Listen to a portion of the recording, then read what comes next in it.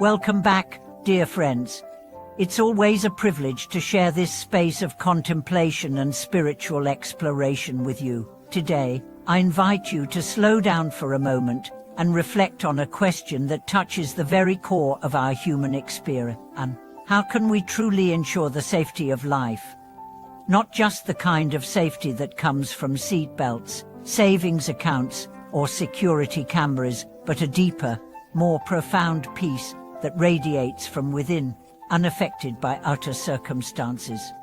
You see, many of us believe that as long as we are physically healthy, financially stable, and emotionally balanced, our lives are safe. But what if all those external markers are only part of the story? What if true peace, lasting safety, and real wholeness require something more, a deeper alignment with unseen forces that govern our spiritual being? Today's video explores that very mystery. We'll dive into a teaching that may sound mystical, even esoteric, but is in fact deeply practical, the idea of the three energy systems that make up your soul. These are the electric light wave, the electromagnetic wave, and the electric gas wave, known in some traditions as the heavenly line, the parental line, and the earthly line. When these three are in harmony, life flows. When they're disrupted, we suffer not just physically, but mentally, emotionally, and spiritually. Let's begin with the electric light wave. This is the heavenly line, the bridge between your consciousness and the greater cosmic order. It's the channel through which divine wisdom, clarity, and insight flow into your life. When this channel is blocked, you might still function, but you lose your sense of direction. You feel foggy, uncertain, anxious about the future. No matter how smart or successful you are, if this light is dimmed, you struggle to find meaning. Take the story of Edward, a high-powered executive who had everything: money, influence, a beautiful home. But inside, he was lost. He battled insomnia, irritability, and a persistent feeling that something was missing. After a chance encounter with a spiritual mentor, she began a simple practice of daily reverence, lighting incense, bowing before a small altar, and offering gratitude for the mysteries of existence. Slowly, he felt a shift. The mental fog lifted. Decisions became easier. His relationship softened. Why? Because his electric light wave was flowing again. He had reconnected to something bigger than his ego. His soul began to glow.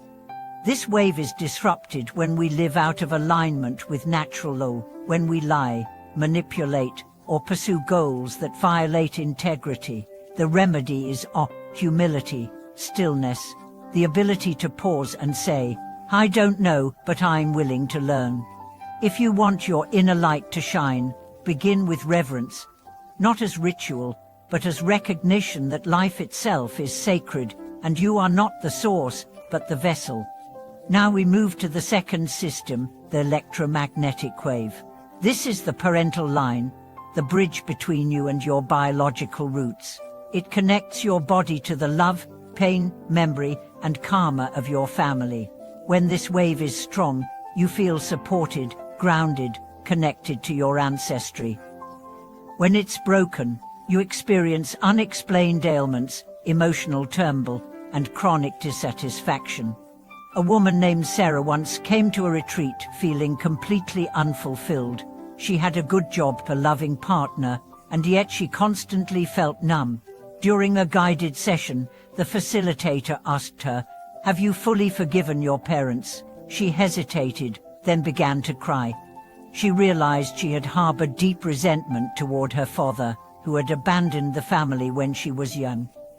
Though she appeared successful, her soul was carrying the weight of disconnection. She began a healing practice, not of blaming or forgetting, but of intentional reconciliation. She wrote letters, lit candles, and prayed for peace in her ancestral line. Over time, her body felt lighter, her mood stabilized, and she found herself smiling for no reason. What changed? The electromagnetic current in her soul had begun to flow again. The unresolved trauma between her and her lineage had been acknowledged, and healing followed. If you want to restore this line, the answer is simple: gratitude. Whether your parents were saints or deeply flawed, they gave you life. Honor that. Heal the wound. Don't wait for an apology. Your soul doesn't need closure. It needs connection. And that can begin with a single intention: I forgive, I release. I honor the life that brought me here. Then comes the third system, the electric gas wave, the earthly line. This is your connection to nature, the planet, your body, and the rhythms of creation. When this wave is strong, you feel energized, healthy, optimistic, and physically aligned. When it's blocked, you feel sluggish, disconnected, and susceptible to illness. There's a man named Alex who had all the signs of success but battled fatigue, brain fog, and constant cold as doctors found nothing wrong. He tried supplements, yoga, diets, nothing worked.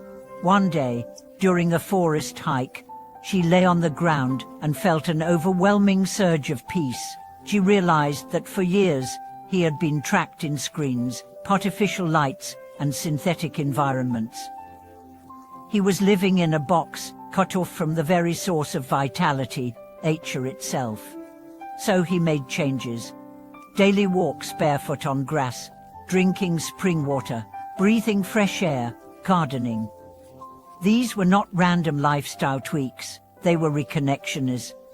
He was plugging back into the energy of the earth, and slowly, his strength returned. Not from pills, but from presence. This line is blocked when we pollute, overconsume, ignore our physical needs, and treat the planet as a resource instead of a living being. The remedy: simplicity, stillness, a return to what's real. If you want to be well, touch the earth. If you want to be alive, breathe with the trees. These three systems, the light wave, the magnetic wave, the gas wave, are like spiritual circuitry. When one fails, the others suffer. But when they align, life becomes luminous. You don't just survive, you radiate. Your presence calms others, your voice heals, your eyes shine with something the world has forgotten. And what's the key to all this alignment? One word: sincerity. Not perfection, not performance. Sincerity. The sincere heart is the most powerful force in the universe. It opens channels, it heals wounds, it summons grace. Whether you pray, chant, walk in nature, or sit in silence, do it with sincerity. That alone restores the sacred geometry of your soul. Let me share one last story. Maria, a nurse in a busy hospital, was burned out. She witnessed so much suffering that her heart began to shut down. She feared she had lost her compassion. But then she remembered something a monk once told her: don't try to fix the world. Just be a lamp in the darkness. So she began a silent practice. Before entering each patient's room, she whispered a blessing: may you be at peace. That's it. No one heard her. No one praised her. But something changed. Her patients began healing faster. Her team became more cooperative. Her joy returned. She wasn't doing more, she was being more. She was aligned. Her three waves flowed freely. Her soul was safe. So, dear friend, ask yourself, are your inner lines aligned? Are you plugged into the light of heaven, the love of your ancestors, and the breath of the earth? Or are you scattered, disconnected, and drained? You don't need to move to the mountains. You don't need to become a monk. You just need to remember who you are: a sacred being, wired for light, born from love, and sustained by nature.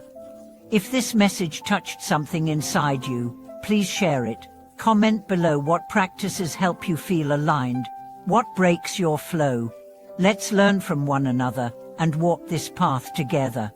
If you haven't subscribed yet, now is the perfect thing. Click the button, ring the bell, and join our growing circle of light. Every like, every share, every kind word you leave makes a difference. Thank you for watching this video. See you in the next one.